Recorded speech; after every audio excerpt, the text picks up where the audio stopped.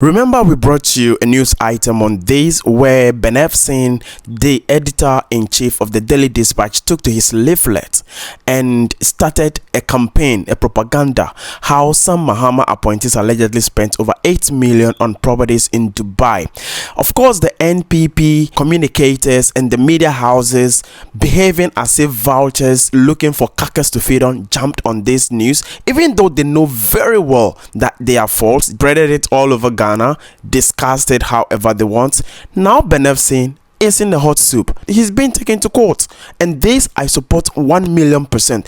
That good for nothing stomach journalists should be taught a lesson, because we can't live in a country where a whole journalist will pick a news item that they know very well does not hold any water just to tarnish the image of public office holders. This is a non-starter. Let's listen to Honorable Fuseni as he got interviewed by Kwame Nkrumah Tekese on OK FM. This is GH First Media.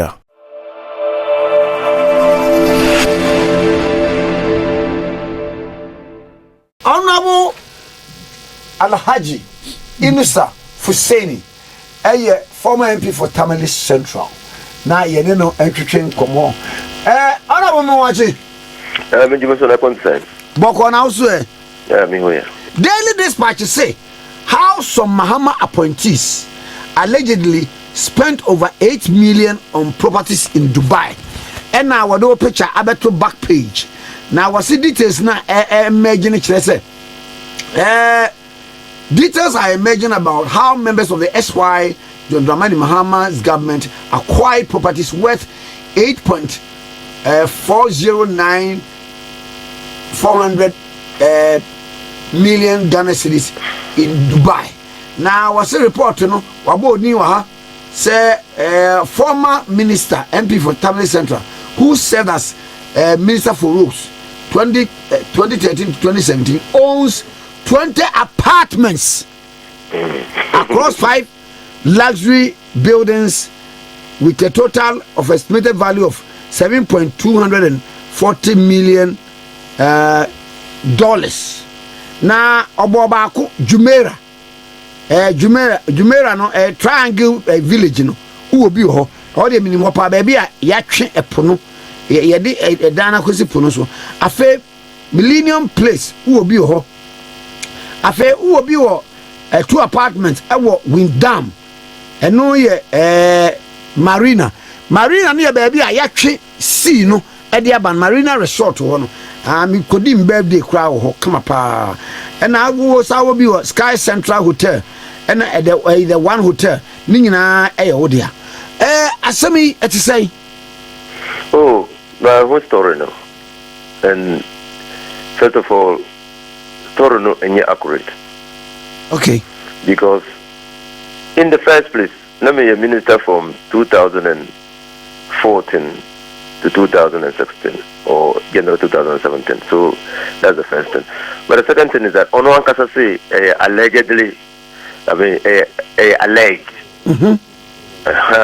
So because of that, me who story then me refer you as some of my lawyers. Thank you. Or me say me kasa be brave. But he says details are still emerging. Until you better details in so. But this could be one of the attempts to deflate the attention that is being drawn on government onto former ministers. And so we have to wait for the details. And my lawyers are stating the story clearly.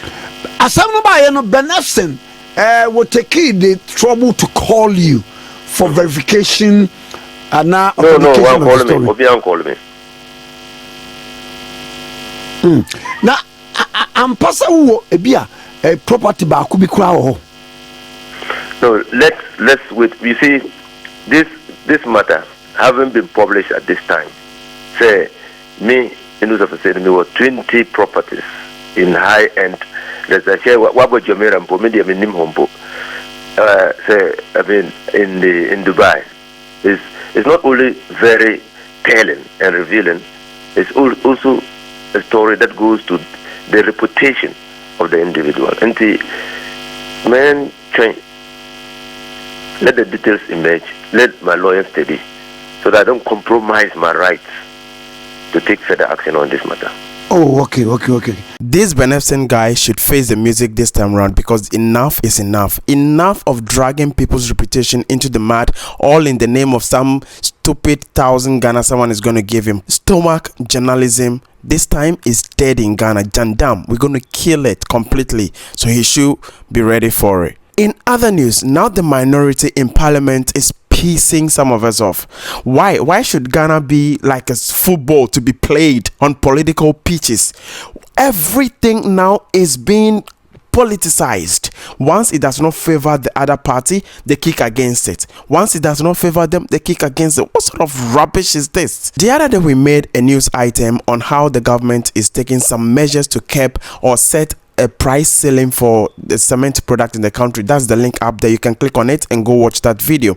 Now we woke up this morning to the news that the minority in parliament are kicking against the LI. Why? Because they think that some economic jargons they are speaking is going to favor these measures the government is trying to put in place. It is absolute nonsense. Why? If you think it's not going to favor the country, what are your alternative measures for this? If you think economic jargons is what is going to govern the country, what about the commoner on the street? What is happening to the commoner on the street who cannot afford to pay 100 Ghana cedis for a bag of cement? What about them? What are your alternative measures to help that person on the street? Stop speaking these jargons, these economic jargons. We hate it. Stop it. Provide some concrete temporal measures while you work on the permanent one. Give us a temporal measure to help us being able to afford those. Listen to KT Hammond, his proposal, and listen to some minority members of some jargons they are speaking. It is annoying and it's absolute rubbish. The LI is to this extent. The committee would sit down with the manufacturers and then they would determine a roundtable discussion, determine what is it that is a reasonable price for a bag of cement. And of course, in doing that, they're going to take account of all the factors. We're not simply going to dictate to them, sell it for 20 cedis, sell it for 10 cedis. That's not how it's going to operate. Everyone seems to understand the mechanism of price, cedi appreciation and depreciation. Whatever the cedi situation is in relation to the dollar, we would know at any material time. The cost of the materials that go into production of cement, we would know. The clinker, labor costs and all of that. That should be on the round table. It should be open for everybody to see what is in there. The committee then is going to ensure that you have a reasonable profit on top of that. Is that a bad suggestion? No, it's not a bad suggestion, but KT Hammond, you're also being too shallow and hollow. Why wouldn't you do community engagement or stakeholders engagement on this before proposing the LI to the parliament? Why don't you have your facts intact? Why don't you do all these homeworks before proposing the LI? You're being, come on, man. Who do we have? Who are the people we have in the helm of this country? It is so disappointing, man. What happened in Kenya? You Ghanaians, watch out for it. It is looming. Watch out. That particular regime of price control to allow economic indicators to be able to determine the price of goods and services. And clearly, I am a lawyer, I'm not an economist, but I know there are determinants of pricing. A good example is that 3 months ago, $1 is 12 cedis, but today $1 is 16 cedis. So if you used to buy a raw material at 12 cedis, today you are purchasing the raw material at 16 cedis. So if after purchase of the raw material outside the country will cost you 12 cedis and you have to sell the goods at 15 cedis in order to make profit together with other recoverable costs, and today the price of the same raw material has moved to 16 cedis, what do you think will happen to the price of the product? Definitely it will go up. Now another factor is interest rates. So we need to find a way of dealing with prices of goods and services general rather than using a method of price control. Now, another problem that the committee has realized is that if you want to engage in price control, then it may lead to artificial shortage and black marketing.